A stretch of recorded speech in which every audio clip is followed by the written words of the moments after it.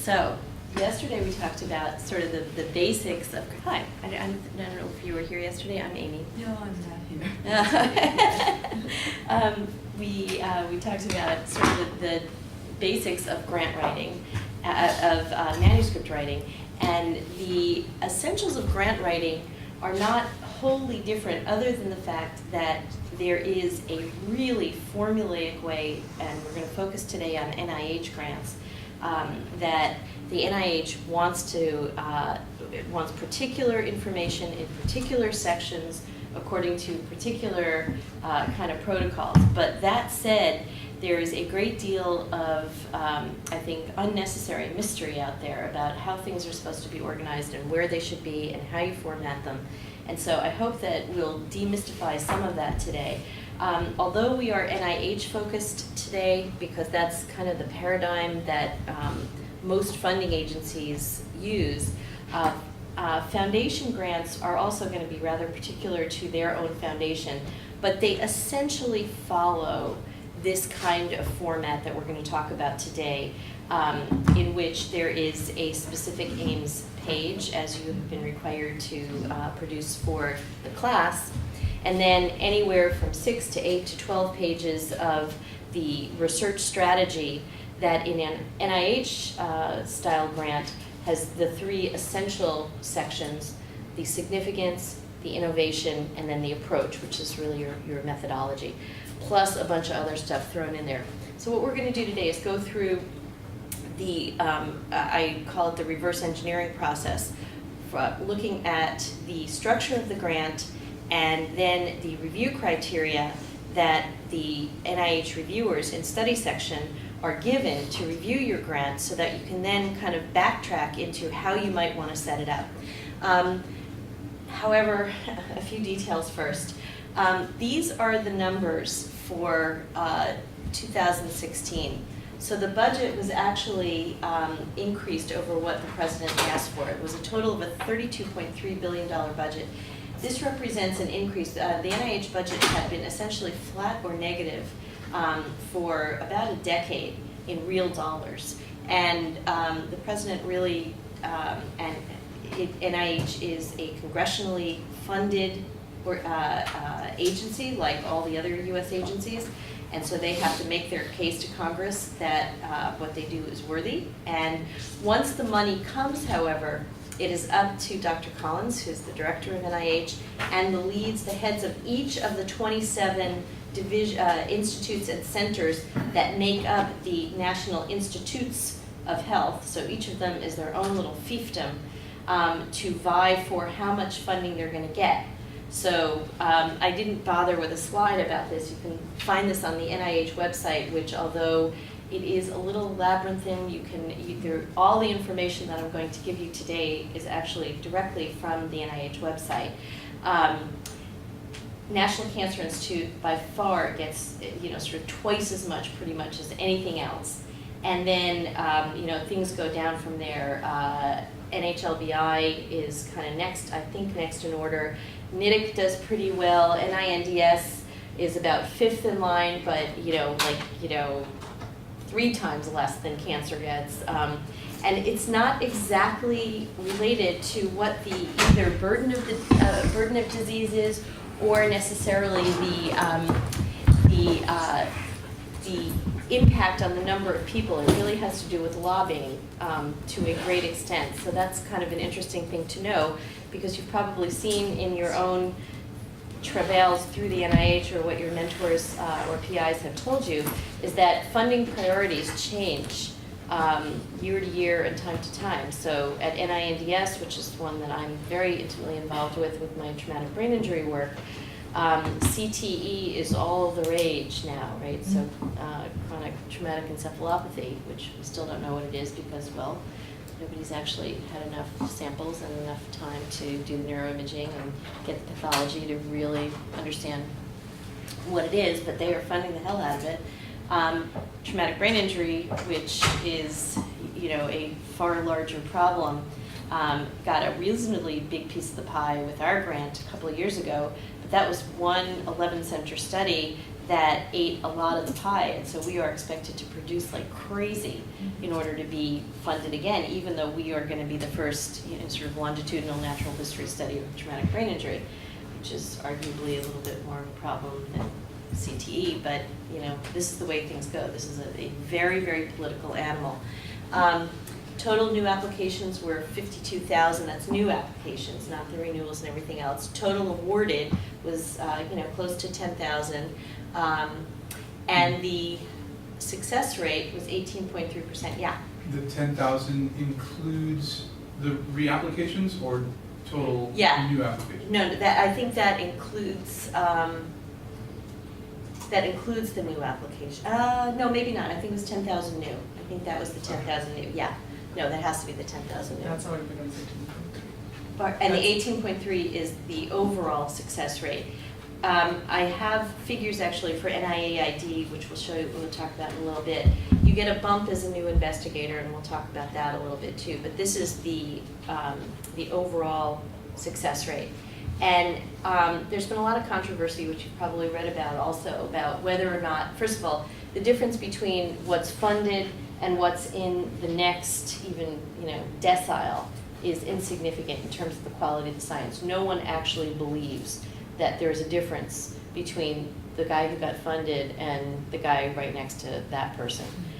The science, the quality of the science in general is really, really high, but there is a limit to what they have to dole out. And so it's all by way of saying to keep trying, to look for sources outside of NIH, for professional societies and disease interest groups and patient-focused organizations that may be another source of funding, so that you don't get completely bummed out at the 18.3% staring you in the face. So the alphabet soup that is Bethesda, which is where the NIH is. So applications generally are submitted in response to some combination of either a parent announcement, which is really sort of an overall statement application instructions for a form of grant.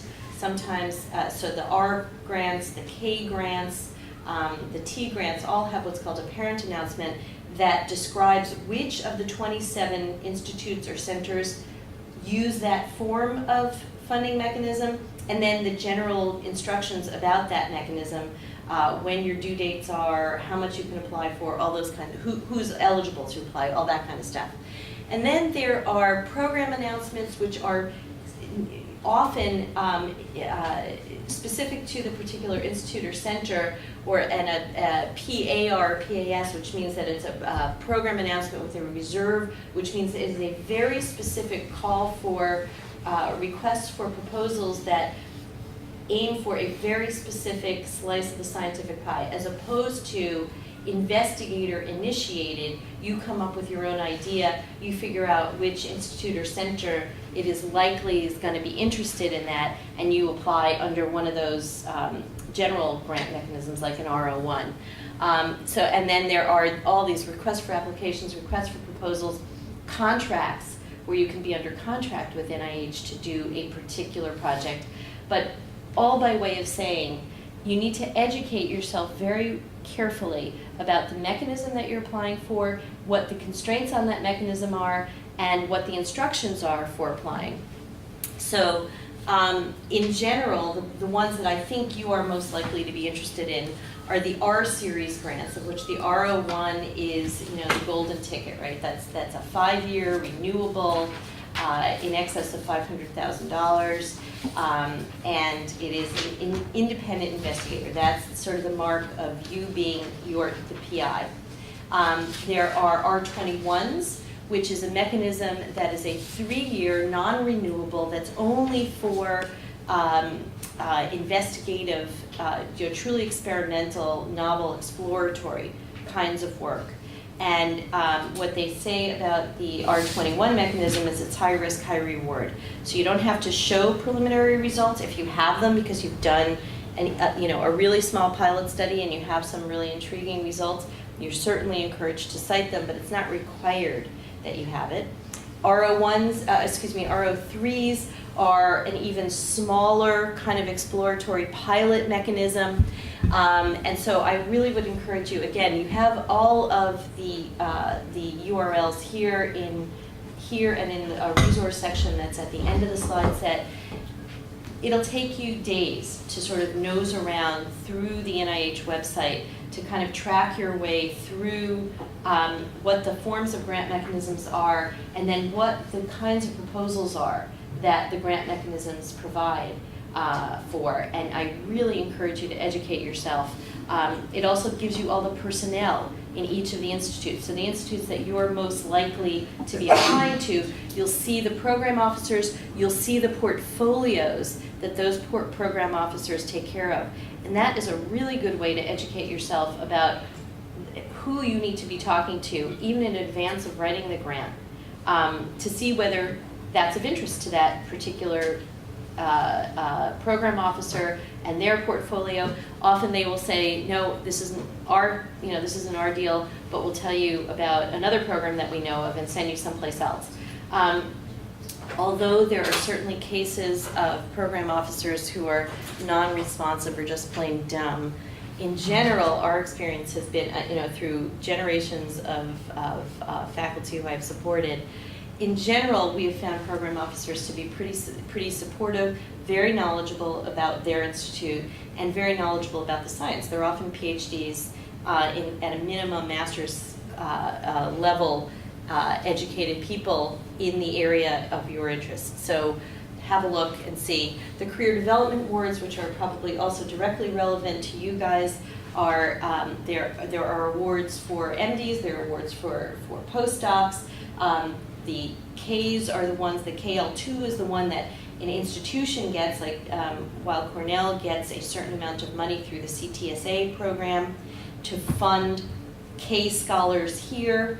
K23s are a similar mentored career development award, but those are awarded directly through the institute. So NITIC would sponsor that one, or NHLBI would sponsor your K23 through that period of time.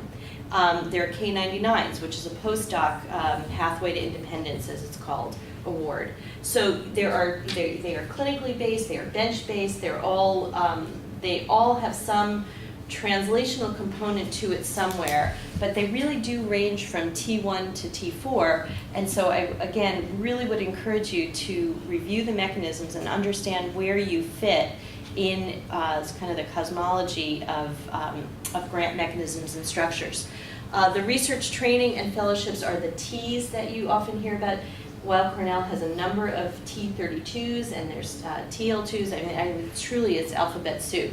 But you may be eligible for to sign on to one of the Ts, the many T grants here that are often, the Ts are more in a sort of an MD, PhD, or only PhD kind of postdoc training program that will have a specific focus as well. They'll be in a particular department. So it's not a general thing, it has to be in your area. The P's and U's are very large, sort of program-wide, or U is a multi-center, very large study. It'll be numbers of millions of dollars to do a big project. A TB and HIV, our TBI study is a U that involves, as I said, 11 centers. And so all of these you've probably heard about, but that's what they all mean. They don't send you out there really blind. There are two essential resources of instructions for how you actually fill out the grant. And the first is the SF424, which is the set of annotated instructions that go through one by one. We don't have time for me to open it up and show you what it looks like, but again, I really encourage you, before you ever start writing a grant, to go pull down the SF424 instructions, because they go through essentially screen by screen, page by page of the template grant instructions, and they tell you how you fill in each of the fields in the template that you have to fill out. This is not your research strategy piece, but this is a very essential piece of all the budgetary stuff, all the tables, all that other stuff that you absolutely have to know about. And it's done on the PHS 398, which is the actual form. These are all available as PDFs and as Word documents. They are very easily accessible. You also all have grant, pre-award and post-award people in your departments or your divisions. You probably have a financial manager in some of the larger divisions.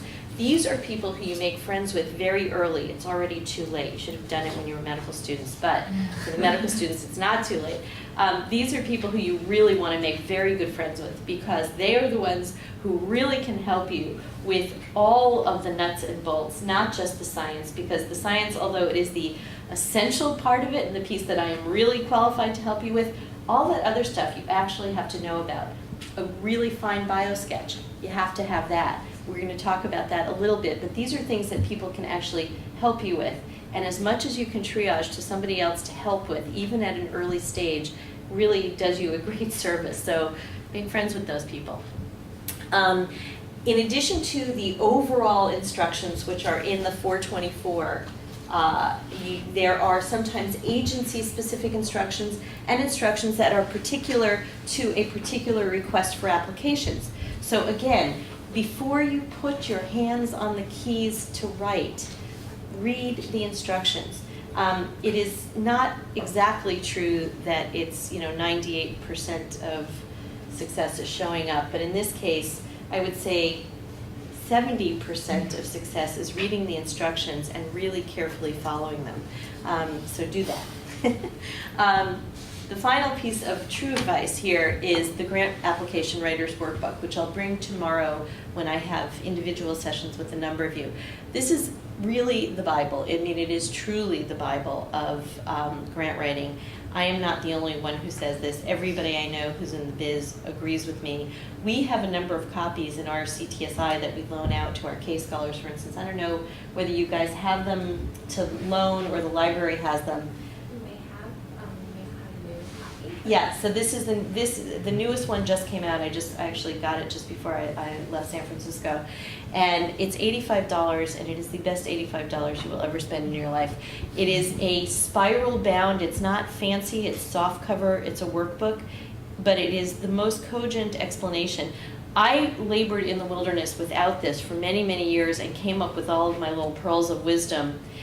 When I finally discovered this, thankfully, we had very good inter-rater reliability between sort of what my experience had been and what their unbelievably intensive work and study has been. But get this, it is, because that you can access anytime, and I'm only available, like 15 hours a day. Yes? Can I put a plug in for that? Yeah. So it also helps with writer's block, because they say sentence 1 should say, you need to address this. Exactly. Write sentence 1. And it's like, now write 2 sentences on this. So it's like... Right. So for those of you who got... It really helps. So for those of you who had grants that I revised, and you saw, I said, start this sentence saying, the scientific premise of blah, blah, blah, the foundation upon which our theory or our approach is based is blah, blah, blah. They say the same thing. And ditto all of the review criteria, where they want you to say things like, or where the review criteria is, does this change a fundamental approach and is it generalizable to other areas of science? Well, you start the sentence. Our approach is generalizable to other areas of science. I mean, in a way you think to yourself, it isn't really brain surgery. It is not rocket science. On the other hand, it is it's beyond a heuristic. It's just a very cogent, very thorough. And they do this. This is the NIH version. That's the one that I use because that's the one that is most relevant to most of the people I work with. But they have an NSF version, and all of the other scientific funding agencies. I don't know if they have a DARPA one yet. I haven't looked recently. But if you have occasion to make application to NSF or any other agency beside NIH, I would really encourage you to spend the additional $85 and just get it and have it in your library. The other nice thing that they do is that they update it online. So even when they announced the new review criteria last year, these guys very quickly put up in a PDF version that you could pull down their take on the new review criterion, and then this new softbound one just came out about a month or so ago. So once again, we're at the begin before the beginning, same as the writer's algorithm. So really, if you are thinking about an R for sure, but even with your K, you want to start a year, maybe 6 months at least, before you are actually going to submit. The reason is that at this point in your career, you need a lot of feedback, you need a lot of advice. The people you're asking for advice and feedback are very busy people. And you will need the time to actually think through the science and understand not just the interest of the science, but the feasibility of what you're suggesting. And that takes a lot of iterations. It is truly a matter of not boiling the ocean, which is one of my favorite expressions. You can't possibly fix everything. There's not going to be, like the ultimate string theory of, tuberculosis pathways and the gut microbiome, right? But a piece of the action, that is definitely within your capability. And so what you want to really do is think reasonably about what you can add to the field. The other way to think is vertically, not horizontally, right? So they are very interested at the NIH, because they are a publicly funded political agency, in making some headlines that actually advance the public health, and they take that very seriously. There are a number of program officers who I do know very well, and they really do take their mission seriously to try to advance the public health. So they don't want to just sort of pile on more information that is simply confirmatory in an area which is well settled. What they want to do is move the field vertically, the next, and the next following that. We have one of our deans, or he's now vice chancellor, says, talk to colleagues, but really listen to colleagues. And he proposes something that's called, instead of feedback, feed forward. So really think forward about who you need to, you have a single mentor probably, but some of you may have multidisciplinary mentors. You need to start getting skilled at getting your mentors together to really talk through where your science is going.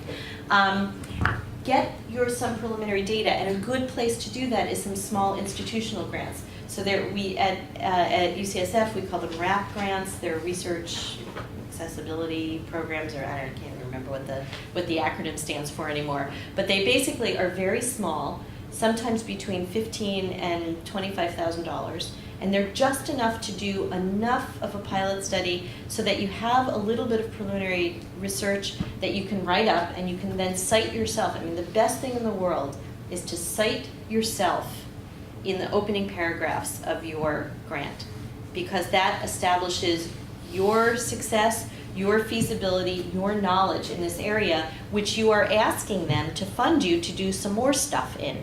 Well, they want payback from what they're giving you, and that payback comes in the form of the deliverables of published papers and advancing the field.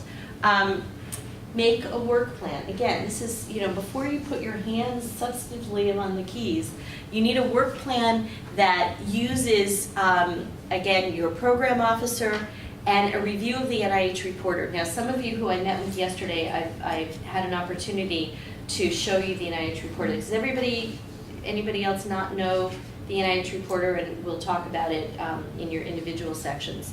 But it is a publicly available catalog of all of the grants that NIH has funded through any of its agencies and AHRQ.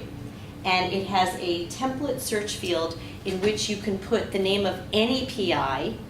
You can use a Boolean search for any kind of mesh terms, keywords, whatever. You can choose the kind of grant mechanism, and when you put in all these search terms, it will then generate the list of every single grant that NIH has funded that meets your search criteria. And what it opens to is the abstract that you have written, the 30-line abstract that describes your study, the public health statement, which is the 2 to 3 sentence statement that you've probably been instructed you have to write. And then it gives you the PI, it gives you the program officer, and it shows you all of the studies that have been generated under that grant number. So you know how when you submit a paper, you have to have your funding support noted. That tracks through through the funding mechanism back to NIH Reporter. So you will be able to, and also, of course, it shows you which institute funded that particular study. So you start to see themes developing of which institutes are most likely to fund your kind of research, which makes it an extremely useful resource to that and clinicaltrials.gov for obvious reasons also. It's the compendium of all the clinical trials that are funded by NIH. And so again, searching that for its search terms or particular data points will give you a very good idea about what they're funding and what they're interested in funding. So the essential start to any grant is really going to be the aims. And when the aims are going to be drafted over the course of time, and they definitely will change and evolve over time. Tomorrow, when we do the actual review of grants, we have two former scholars from this program who have had both ultimately successful, but varying experiences, which they are going to tell you about in vivid detail, about the process of submitting, being rejected the first time, going back, and ultimately having success. But the process of actually tinkering with the aims, I can tell you that it takes a lot of iterations. They will tell you that it took 7, 12, 20 different iterations of the aims by the time the final successful version. That is not, on that side of the bell-shaped curve. That is kind of dead middle. So don't be frustrated. Don't be frustrated when you say your mentor only saves 20% of what you've written in a paper. Junior was complaining, not complaining, but sort of ruefully saying that when he gets a paper back, it seems like the mentor has gotten rid of 80% and his thinking is 20%. That's about right. That's what happens. And the aims, you will have your aims ripped apart and put back together many, many, many times. I want to just sort of give you a few of the new criteria to have in mind as we then go through all of the criteria. So the research strategy now has this whole statement of scientific purpose or premise, and it goes in the significance section. So remember, we have the significance, the innovation, and the approach, which is your methodology. It used to be that you could put the scientific premise and the preliminary studies that support what you did kind of salted throughout the grant, and they didn't have a particular instruction about where they want it. Well, now they want something called scientific premise, and they want it in the significance section. They haven't increased the page limit, so basically what you're doing is, sort of plucking from where you might have put it and front-loading it into the significance. There is a new emphasis on rigor and reproducibility. This is born of the fact that there have been a number of very, very highly publicized studies that have been debunked ultimately because it turned out that they dummied up data, or there was some bias in the publication process. So now there is an emphasis on rigor and reproducibility. That goes in the approach, and there's a whole list of bulleted items that is your checklist for rigor and reproducibility, which we'll talk about in a few minutes. Consideration of relevant biologic variables. Now, in this institution, as in mine, these things were probably already in there because your mentors will have told you to do that. But now they actually want a specific section where if you are only doing a study on female rats, they need to know why you're only choosing female rats and not female and male rats, not to mention human beings. So all of these kinds of things have to be in the approach. And authentication of key biologic and chemical resources also in the approach. So there's actually a separate page that they have for that. I just want you to be familiar with these terms so that when we get to them in a minute, we can sort of put them into context. They made a little NIH video called Reproducibility. It is just wildly boring, but but you really should watch it once. I mean, I did. You should. Reverse engineer from the review process. The significance section has, and this in red, these are all things that are cut and pasted from the NIH instructions for reviewers, which you will find on the NIH website. I have distilled them here for you for your convenience, but I, again, would urge you to go to the source document. So the significance really comes down to, does the study address an important problem or a critical barrier in the field? Reviewers will be instructed to evaluate scientific premise, and you can see all of these other things, right? Every grant has to be significant. Not every grant is going to be innovative. So in the innovation section, does the project challenge existing paradigms or clinical practice? Does it address an innovative hypothesis or critical barrier to progress in the field? Not every approach is going to be innovative. Sometimes we're using a really time-honored approach, but the problem that you're solving with the significance is so big that it doesn't matter that you're not using an innovative approach. It's that you're going to solve a big problem. But where you have innovation, you have to bang on it because it is something that is these are the scored criteria. These are what they call the big five, right? So significance, investigators, so are you the right person to do the job? Is it innovative? Maybe yes, maybe no. Is there rigor and reproducibility to the approach? Is it a sound approach? And is the environment the right environment to support the work you're doing? So you get scored on all 5 of these, and you get this overall impact score, and we'll talk about the scoring in a moment. But just to give you a sense of what the review criteria are, you can then really immediately appreciate that what they're looking for are 2 modules of, or 2 domains of experience. They want to know that you're the right person and that this is the right kind of work to be doing. So you have to have them immediately appreciate your bona fides to do the work and that the work is well thought out, that the hypotheses are well constructed, and that you have experiments that are actually going to test those hypotheses. So the limits are a specific aims, single page. It's not counted towards the research strategy, so that's your 1 page. The research strategy is usually 6 pages. It can be 12 pages, but again, you have to, these are things that you have to check with the particular grant mechanism. Now the significance section should be probably 4 to 5 paragraphs because you've got this whole scientific premise to insert in. The innovation should probably be about 1 paragraph, maybe 2, but you really have to limit yourself here because then you've only got 4 or 5 pages total to describe the entire set of experiments or study that you're going to run. So, starting with the specific aims page, the single pager, the whole gig is state concisely the goals of the proposed research, including the impact that the result of the proposed research will exert on the fields involved, and summarize the expected outcome.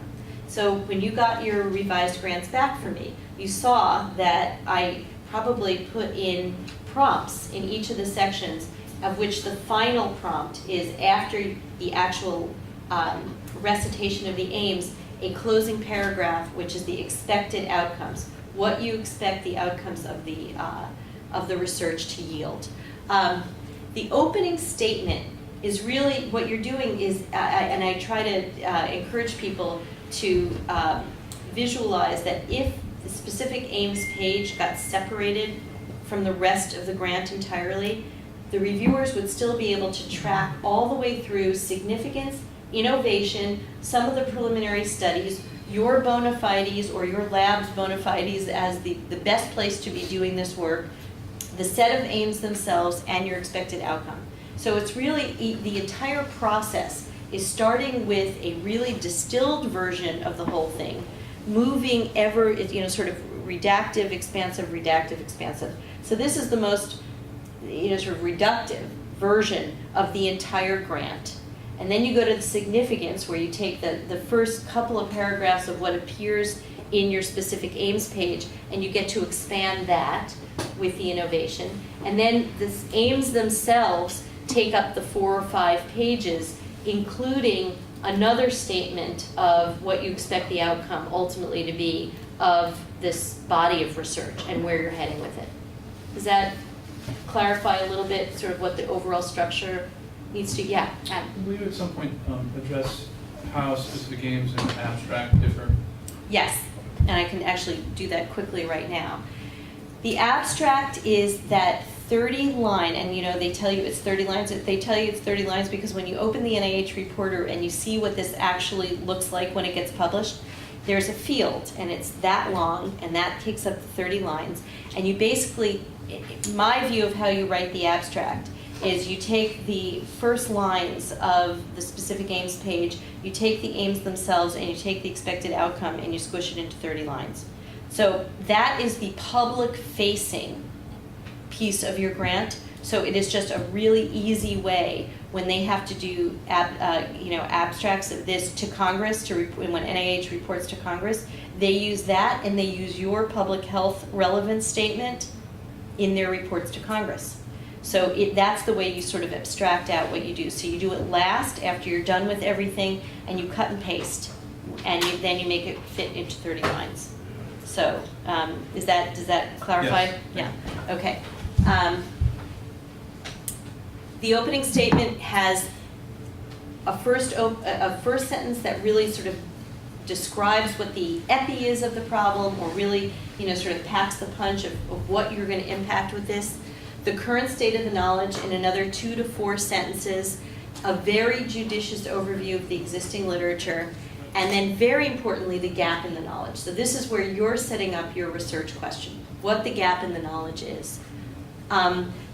The next paragraph of the aims page will have your long-range goals, what ultimately will be achieved by this, the actual goal and objective of this study. So a lot of times it'll start off by saying, our overall objective is, or our long-term objective is to do this, this, and this. The objective of this study, or the proposed research, is to, and then you fill in that blank. Then you have, if you have sort of an overarching hypothesis that's kind of covering the whole field, that is where you state that, and then the individual hypotheses that undergird your aims themselves can be laid out in the next couple of lines. This is also where you stick, toward the end of this paragraph, is where you put, we are uniquely suited to do this experiment because we have this isotope.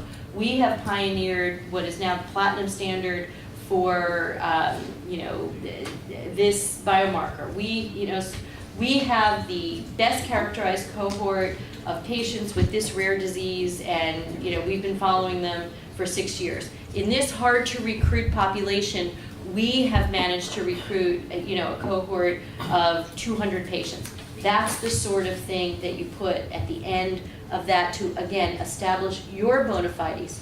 So the top, basically 2/3, or maybe third and a half of the opening paragraphs of the specific aims is about the science.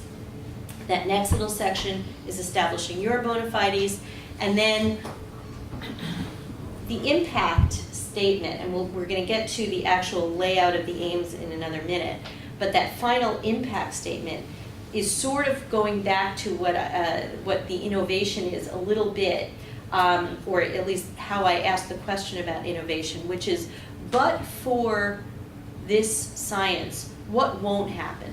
So if they don't fund you, what's the big gap that's not going to be bridged? What will we not know? That's a way to think about how to write that kind of final impact statement. And similarly, to distinguish the innovation from the significance section, the innovation really, if you ask yourself the but for funding my research, we will not be able to bridge this gap. That's kind of how you conceptualize what the innovation should be. And not, as I said, not everything has an innovation, but you can see how the whole thing gets sort of tracked into this single page. And it's very, very difficult to write, and it probably gets rewritten more than almost any other section of the grant. But it is essential because these people are reading grants on the airplane, on the way to study section, and I have a video that we actually are going to watch that shows a quick version of a mock study section. They go through it like that. So unless you have given them a roadmap with very judiciously used bolding and italics and keywords and key sentences like the innovation is, this is generalizable too, they are looking for those things, and you want to be able to have them check them off while crammed on they do not pay for business class. they are crammed into, regular coach class tickets, and they've got a pile of these things to do. So make it easy for them. So the specific aims, again, should be set off within the page. And you set them off if they have a linked hypothesis with the hypothesis noted underneath them. And the aim itself should be followed by the briefest recitation of the methodology that you're going to use to achieve that aim. And then with this, you've now educated them for what they should look for later when they get to the research strategy. So again, you want to use the exact same language. When you articulate your aims on the specific aims page, do not deviate by one piece of punctuation when you recite those aims a couple of different places in the remainder of the grant. Okay, any questions so far? So one good way to think about how to write a terse, effective aim is to think about it as the paper title that is, or the manuscript that will be written once you achieve that aim. And the aim is nothing more than either the experiment that you're going to do or the piece of the study that you're going to do.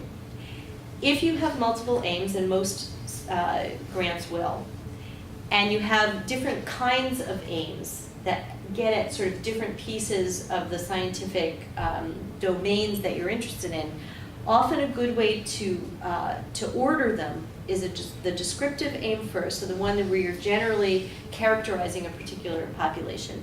Then the predictive aim. What are the predictors that, the predictive variables that you're asserting in your experiment, and then the expected outcomes. And then one way to self-edit, again, yesterday we talked about, there's a writer's algorithm, but a lot of it is the self-editing piece. If you have too many ands in a specific aim, it probably signals that you've got too much going on. You really have to, again, and if you think about it as the paper title, you wouldn't have a paper title that said, I'm going to cure AIDS and HIV and HCV and tuberculosis, right? You would probably only say, I'm going to just cure HIV. So that would be one paper in one journal. So think about that. Again, if you have to tell somebody or teach someone quickly about what needs to be in the specific aims, here's your bulleted list of testing yourself and testing your draft against what the essential elements are. Write with experts and non-experts in mind. This is absolutely essential. You won't know before your study section meets who's on it, but you will know afterwards, because if you're reviewed, you get the list of who was on your study section. And you will see that although they are all knowledgeable people, well-trained scientists and biostatisticians, epidemiologists, they are not all going to be experts in your actual, part of the show. And so you have to avoid jargon to the extent that you can, and you absolutely have to be scientifically sound, because they can get off on tangents because they are not absolutely familiar with what you have written. So you have to be really, really certain that you don't sort of send them off on wild goose chases. And one of the other things to be absolutely certain about is that you don't draft a hypothesis that can't be tested by the experiment that you're intending to do. People get very, sort of loose with this, and that is really a no-no. And it's going to take a lot of tries. Yeah? Quick question, Amy. I know we're supposed to write a central hypothesis, but for each specific aim also we are supposed to write a hypothesis? If there is an individual hypothesis that undergirds that experiment, because you're using one technique here, using another technique there, and the hypothesis actually changes. If you have just one overarching hypothesis that really covers everything you're doing, that's fine. You don't have to make up hypotheses.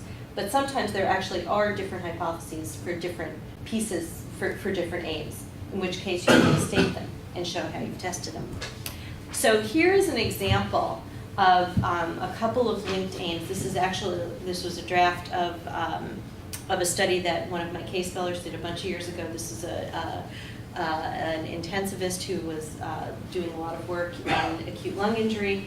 And so the bolding in that italicized section is mine, just to illustrate the point that what she is doing is setting out an aim and then describing in the methodology her bona fides and her group's bona fides and the existing cohort that shows the feasibility of actually carrying out this aim.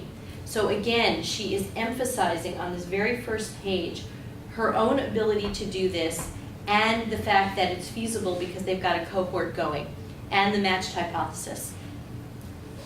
So you see the use of the judicious use of good, strong adjectives like this cohort provides a unique opportunity to study a population with a high prevalence of smoke exposure and at high risk for ALI.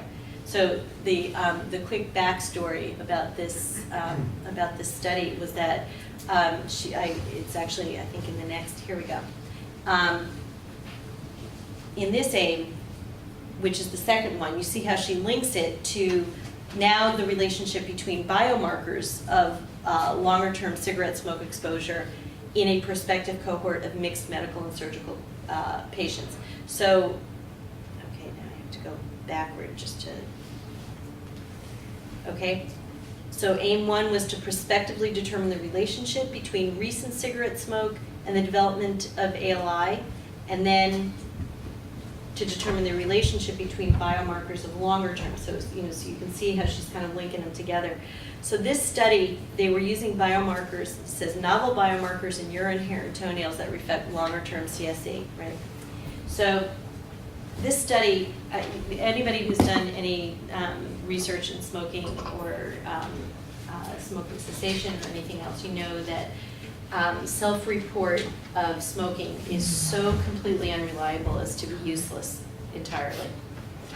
So she wanted to figure out what the smoke exposure was in these trauma patients. So she figured out that if she did this study out of the ER, so patients who came in and who were because they'd just been swung at in a bar or run over by the 38 Geary bus, which is the equivalent of the 72 crosstown bus, and it has a very high yield in our emergency departments. They wouldn't know that they were about to get run over by a bus. So had they been smoking or anything else, it would be immediately. Cotinine is very potent in toenails or nails and in hair and in urine.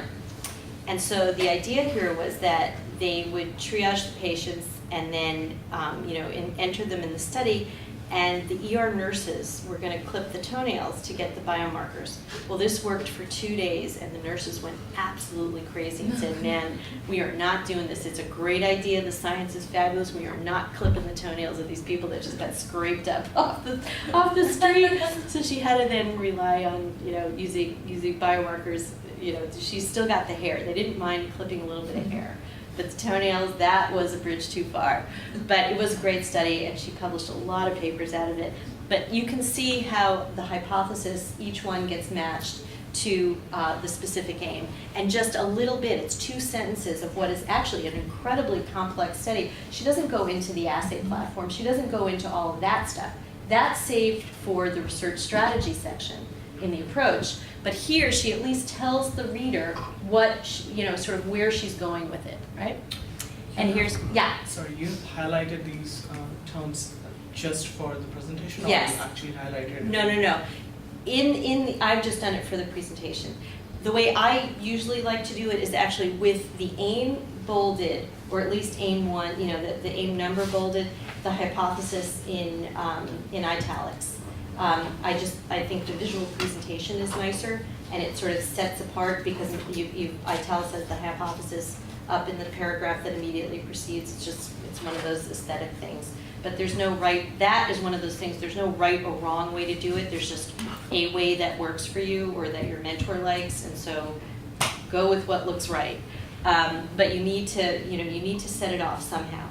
And here's aim 3, to test the mechanistic relationship between cigarette smoke exposure and ALI by measuring biomarkers of endothelial injury, lung epithelial injury, and disordered coagulation. So you see how she's gone from sort of the broadest to a much more specific kind of inquiry. And that's a really nice way to set up linked aims. The research strategy now. The significance and innovation, as we said, you now have to integrate the foundational background and cite the preliminary studies in the significance section. And essentially it's what we know, what we don't know, and how you're going to answer the so what question. Why is this important? This is actually a graphic that was just published, and again, this is on the reviewer instructions on the NIH website, where they show you what the updates are in each of the sections, and how in the research strategy they want you to cite the strengths and weakness of published research or preliminary data crucial to the support of the application, describe how the experimental design and methods will achieve robust and unbiased results, and explain how biological variables such as sex, etc., are chosen. Again, you'll have all of this to look at. Again, it's a very busy slide, but it at least tells you sort of where you find these things and what they are, okay? The scientific premise, and this is drawn directly from their instructions now, is the research that is used to form the basis for the proposed research question. So what they say here is they don't want to know ultimately what will happen if your research gets funded. They want to know what you are basing your research on. They want you to generally describe weaknesses and strengths, relative weakness and strength of the existing literature, including your own, which might be our preliminary studies were great and they pointed in the right direction, but we know that our cohort was too small to be powered to, show this, that, or the other thing, and that's why we're doing this. Or there was a discord in the existing literature, right? So you need to describe the fact that the literature is in a little bit of disarray in your area, and your study is going to be one that will help to sort that out. So those are the kinds of things you want. This is not as in a manuscript where you're actually going to give 3 paragraphs, perhaps, to describing how the literature is going in this direction and that direction and where the strength of it is. This is going to be a very, very brief, paragraph maybe. Attention to the rigor of previous experimental design is really important.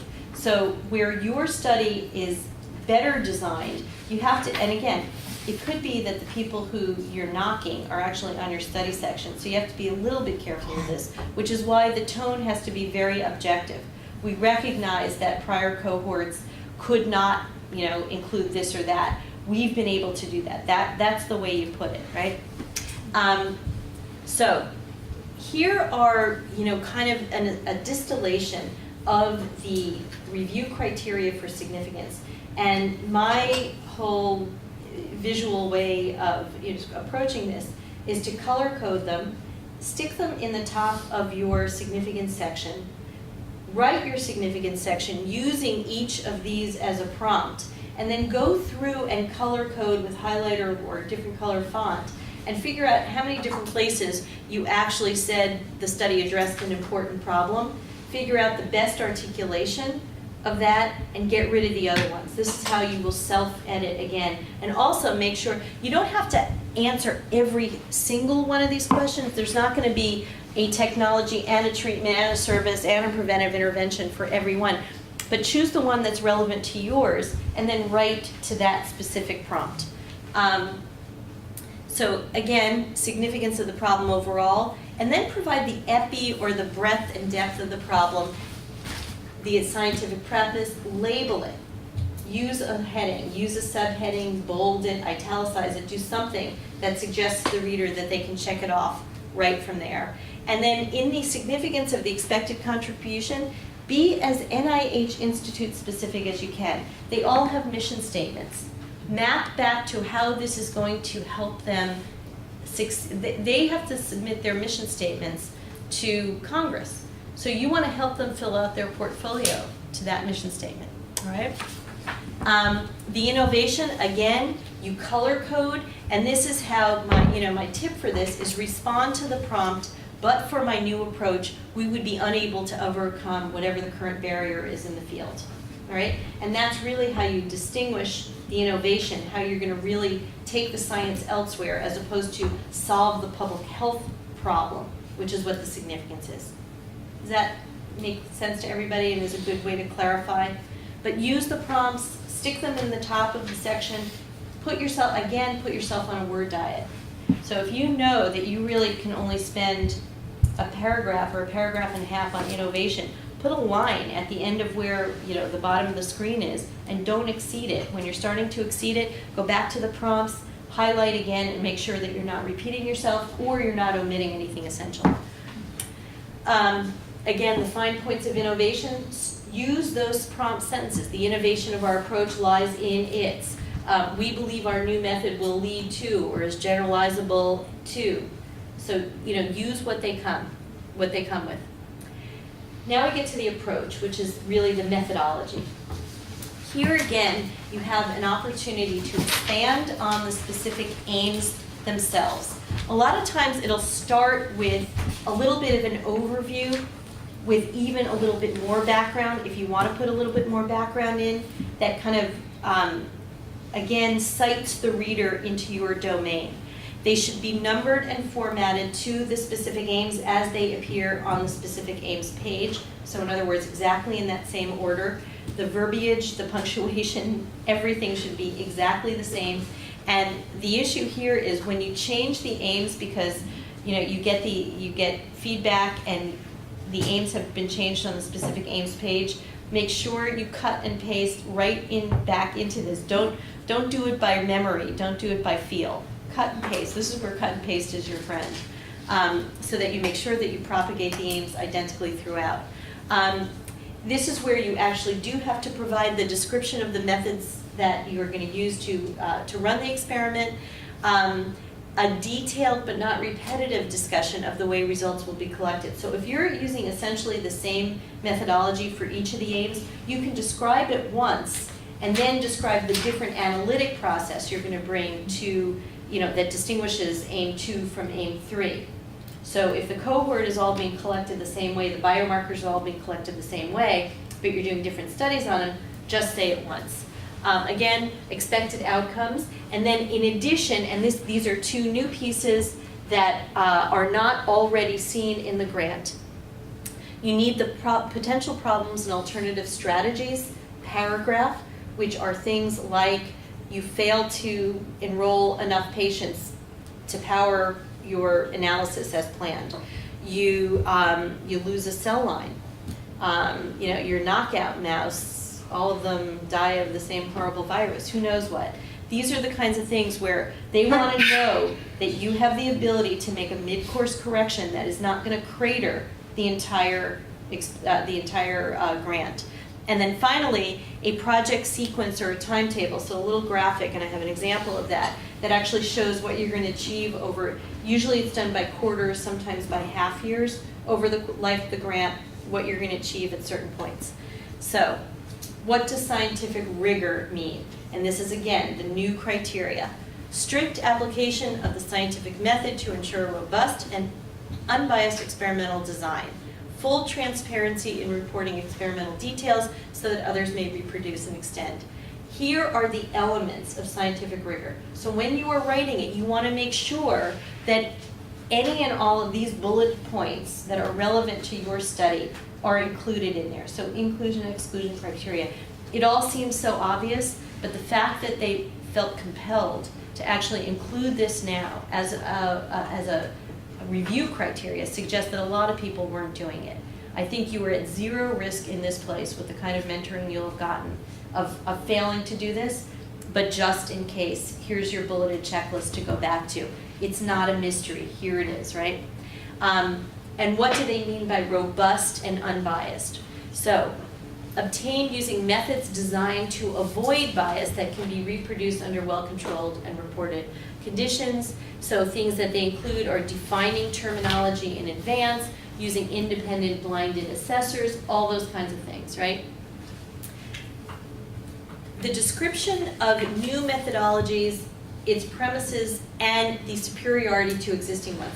Here again is another way that you can slide in some of the existing research. Now you've had to lay it out in the scientific premise and significance, but here's another opportunity for you to just describe within your aims how you are going to advance the field. Again, moving vertically, not horizontally. You definitely want to have any safety procedures. Anything that's particularly hazardous, as part of your experimental protocol. You want to confirm for them and reassure them that you have appreciated it and that you have accounted for it in your procedures. This is the other place that you get to now expand even a little bit more about how your lab, your group, your cohort is the one to be doing this. So again, you see that this is the opportunity to take that third paragraph of the specific aims page and turn it into, a half a page, right? So again, if you had to have a single checklist of the things that the approach needs to have, it's the what you'll do, how you will do it, the what-if strategies, the what-if part 2, which is the alternative management, and then the expected outcomes and their importance, again, mapping back to the mission of that institute or center. Everybody has a different way of doing this. So this is another slightly different possible approach. And again, this is not where the NIH says you must have an intro paragraph to each aim, or you must have an intro for the entire approach section that then lists out by aims. Some people like to actually do a little mini intro before each aim where there is a little bit of a distinction between the aims and you want to give a little more of the scientific premise. So if this format works better for you, by all means use it and fool around a little bit. I mean, that's where cut and paste is extremely helpful. Lay it out as one big paragraph and then cut it into 3 different ones, one for each aim, and see if that seems to make more, kind of logical sense to you. And again, the brief overview of the strategy, the rationale of the aim, and summary of the expected outcome, and then you just lay out your aims. So, the NIH actually also felt compelled to say they understand that first-time applicants, and first-time applicants means new investigators, so an applicant who has not yet competed successfully for a substantial competing NIH grant, so your K doesn't count for this. These are R and other mechanisms is what counts as a new investigator, or an early stage investigator, which is most of you, I would think, within 10 years of completion of your terminal research degree, or your residency, whichever is later. And so they give you a bump. They actually give you an extra couple of points when they're scoring you if you are a new investigator or an early stage investigator. And you should take advantage of that, right? Here is the research, the timeline of activities. It's almost always done as a box graphic. You could do it other ways, I guess, in a table of some other sort, but really this is the typical sort of thing. It doesn't have to be necessarily quite this lengthy, but you see manuscript preparation for the risk adjustment models. I mean, this was an aim that had, or the timeline that this is drawn from had aims that had some, Adam, this was actually closer to yours, where there was, sort of they were making a risk prediction model, and so they had an aim that was the risk adjustment model, so we're going to write papers on that, and then separately there was manuscript, this was a quantitative and qualitative, it was a mixed method study, so then they were going to do the manuscript preparation of the qualitative piece. So they actually mapped out for the reviewer when they intended to deliver on each of the different aims sequentially. Finally, the implications and future research agenda. This is really where you are going to impress them with your thinking and your innovative thinking about the field. So if you think about what you're doing with this grant as a star in the constellation of research that you want to do over the next 5 to, or go out on a limb, 10 years, you really need to be thinking how all the different pieces are going to fit together. And you can't expect them to see it. I mean, when I look at the stars, I see a blob, right? Somebody has to actually draw. There's a fabulous app that you can actually put up to the sky, and it maps out onto your phone the actual constellations. I never saw them before. Now I can. It's very exciting. But the constellation of your research has to be mapped out by you so that you can take a group of researchers who is not familiar with where your thinking is going and really illuminate that for them. Then the other section. So now we're done with the 6 pages of the research strategy and the specific aims. Any questions before we go on to the other ancillary pieces of the grant that are very important? Any other questions about what we've talked about, questions about format, questions about substance of any of the particular sections?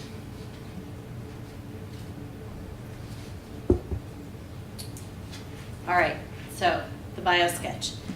Have all of you converted your Biosketches from the old format to the new format? And some of you who have never done this before will only start with the new format, so you don't have to worry about this. But the new format is, does everybody have a Biosketch? Okay. So at the early stage of your career, it's a little hard to try to figure out what you're going to put in that My Contribution to Science section. Did you struggle with that? If you go to the FAQs for the new Biosketch format on the NIH website, they actually tell you, don't worry about this if you're a new investigator, we understand. So but basically you can just talk about a technique. If you are coming directly from being a research coordinator in a lab to having just gotten your doctorate, they tell you, so tell us about how you learned to run a PCR, tell us about how you can talk about an experimental technique that you became expert in during the course of your pre-doc and post-doc period.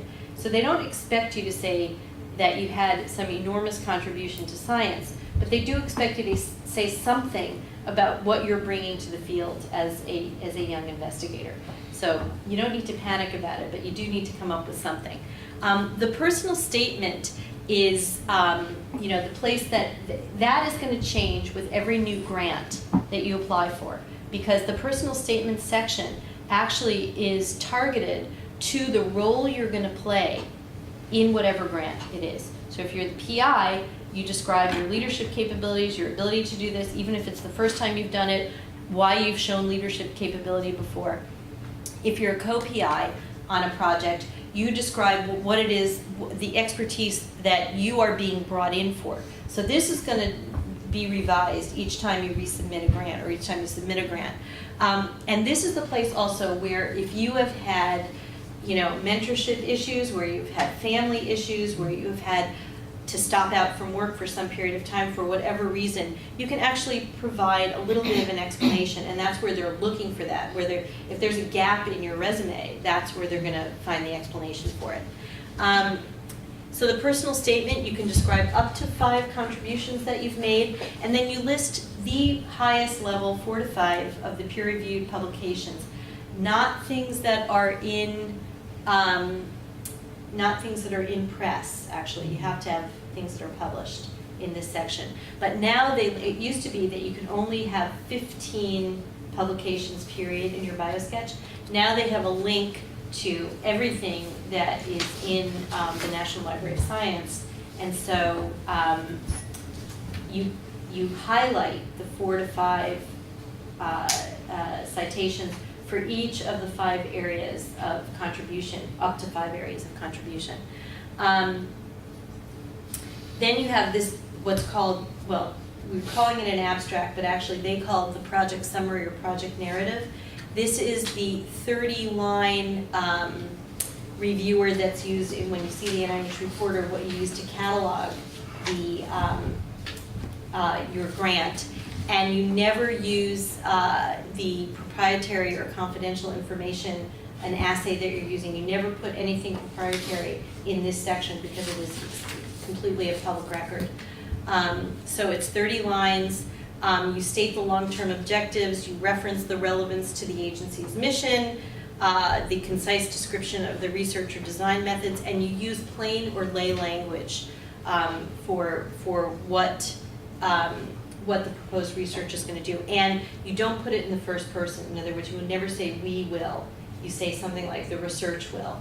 So put it in the third person. And don't describe your past accomplishments. This is actually just what this research will accomplish. And then this project narrative is the 2 to 3 sentences that describes the public health relevance. And again, this is on that cover page in the NIH Reporter, and what goes to Congress as an abstract. Pitfalls, generally. avoid detail about proposed study and insufficient justification for the significance of the problem. Again, these are when you're going back and self-editing the final time. Use this, don't overreach. I mean, the other thing is, this is the boil the ocean piece yet again. A lot of times new investigators get dinged because they've just been too ambitious in what they're proposing. Even if the study section is not expert entirely in your area of science, they are all experienced investigators. They all have had NIH-funded work. That's how you get to be a study section, on study section. They know what's reasonable to accomplish in a 3-year grant and a 5-year grant, right? And so if it's too much, they know that right away, and they're a very good judge of what's too much and what's, yeah. So I've always had that question. So if you have a main focus topic, but I find that people say 1 aim is too little, 4 is too much. Is it better to split out your aim in such a way to make it 2, even though it really is just one thing you're doing? Well, 1 aim is generally considered too little unless it's absolutely huge, but it's probably got subparts. Okay. So instead of breaking it into subparts, you Just break it bring into out two different aims, especially if there's a different experimental method slightly that you're using, or a different analytic method that you're going to use once you've got the observational data in, and now you've got your predictors that part of the analytics or something. So unrealistic budgeting, that's the place where your expert financial advisor, financial manager in your department can tell you what's realistic to budget. They know how much, they know what your indirects are, they know how much lab assistance costs, they also know what is legal to fund under a grant and what you can't, salary support that you can get when you're at your cap, all of that kind of stuff you need to educate yourself about, but you need to have somebody else who's expert in the finances of NIH grants help you to determine. And I know you have a very robust office of, I don't know what the office is called. It's basically, major funded research or something like that. There's somebody who is actually devoted to your division. You should get to know that person and make sure that you check with them and have them check the budget of your grant. It's probably that you have to have, at least at UCSF, you have to have at least the budget and the draft of the narrative in 2 weeks before, sometimes 3 weeks before the actual grant deadline. So, and I'm sure, I don't know, Sarita, maybe you can educate us about this. Do you know how much in advance your contracts and grants department has to have the grant in before? I would bet it's at least 2 weeks. At 1 week? Oh boy, you're lucky. Because for us it's 2 weeks. Cover letter. It's not mandatory, but it's often a really good idea if you think you're possibly between 2 different study sections or 2 different, parts of an agency. It helps them. It helps you to institute to know which institute or center you think this should go under when you're going in under a parent announcement. They tell you can identify reviewers who you think might be conflicted out, like a lab that is in a head-to-head combat with your lab. I'd be really careful about doing that. But again, this is where your mentor is going to be a really good resource for whether or not to submit a cover letter and how much detail you want to put in about potential conflict or bias. But it is a very good idea if you have a multidisciplinary kind of approach with a lot of interesting mixed methods to highlight the main disciplinary or methodologic thrust, so you make sure you get put with the right people who are going to really understand where you're going with this. Subheadings, bolding, italics, use it judiciously, don't overuse it. Definitely spell out acronyms at the first use. You absolutely have to observe the type size and style and page limits. They tell you a whole range of fonts and sizes you can use. Use Arial 11, don't be dumb. That's, it's too easy to mess up the font there's a particular sort of density that they let you have, that they spell out, and Arial 11 is the one that works. And also you can use size 9 font for tables and figure legends and figures. So the rest of the narrative will be 11, and you can get away with using 9 otherwise. Don't use a you know the difference between serif and sans serif fonts. So use a sans serif font. It's much easier to read over a long document. It's nicer for a letter, much better to use sans serif for a long document like this. Yes, we'll never end. If you have to include a resource, so these are all the extras. They take time. So sort of when you're budgeting how much time it's going to take you to complete all of these ancillary documents, make sure you've left yourself enough time for a resource sharing plan, for that biological variables page, for proofreading. I really would encourage you to pay money to somebody else to proofread. It's actually not that expensive. Most proofreaders do it by the page. And even if you only get them to do the specific aims page and the 6 pages of the narrative and not worry so much about having them proofread the budget pages, other than having to budget people, make sure you haven't dropped a 0 or added a decimal. Paying somebody to proofread or cajoling somebody to proofread because you will then proofread theirs is a really, really good use of your time. You will never find you will be blind to your own typos and your own clunky words and everything else.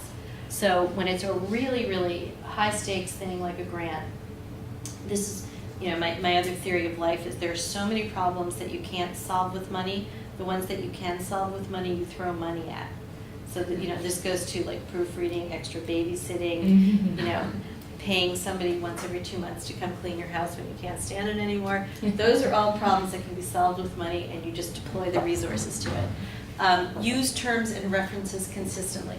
So again, avoid jargon, but when you define something that's critical to your research methodology, use it consistently, because otherwise people will think you're talking about something different, especially when they're not absolutely expert in your field. Refer to your cohort exactly the same way each time you use it. There are no points for creative writing here in that sense. These are all, you'll see there are a zillion resources. There are pages of them. You'll get this, the slides will be available to you. All of these, I think I double checked all the links to make sure they're all still live. I think they're all good, but if not, you'll find them easily enough. The NIH website goes on truly for pages and pages and pages, and each of the institutes and centers has their own site. There are a number of them that have their own exemplars. So NIAID, for instance, and I think NIDIC also, has exemplar grants that they've used the comments function in PDF or in Acrobat to actually notate, this is a really nice statement of an innovation. This is a nice way to set out a specific aim. Take a look. Not all of the institutes and centers have them, but just look at the ones that they have, and if you just Google, you know, NIH grant exemplars, you'll pull them up. It's interesting to see how other people have done things. And you'll find one that's more basic sciencey, you'll find another that's more clinical, so you can find one, I hope, that will match closest to what you're doing. That is as much as I can tell you for the moment, until we get to grant reviews, which is going to be tomorrow. Other questions, other thoughts, any confusion that has been raised by this, which is a ton of kind of boring information, but believe me, I've distilled it for you here. But it is no substitute for taking 3 or 4 or 5 days, not all in one stretch, and actually reading through a different section of the NIH website, and particularly your institute or AHRQ, to really understand where they're going, becoming familiar with your program officer and who might be, you know, because that person really is going to be able to give you a lot of information about the programs, and then after the grant is reviewed, what actually went on in the study section. It's a kind of a mystifying process until you've gone through it. So you have 5 minutes, which means you're all free to leave. and get on with your day or ask any other questions, and I'm going to be hanging out here. We have small group 1 starting at 9:45?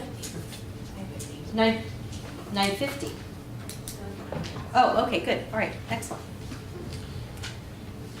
Could you expand on one of the things that you mentioned in one of the last slides, include a resource sharing plan? Oh, so resource sharing plans are if you have, you're writing software, or you have a cell line that you are expected to share, or it's a data sharing plan, and that will be specified by the request for application, that you have to have a resource sharing plan. So that's going to be grant specific. So those are the kinds of things that'll be in there. All right, go be one with your research and your patients. Sweetheart, are we staying here? Oh, are we going?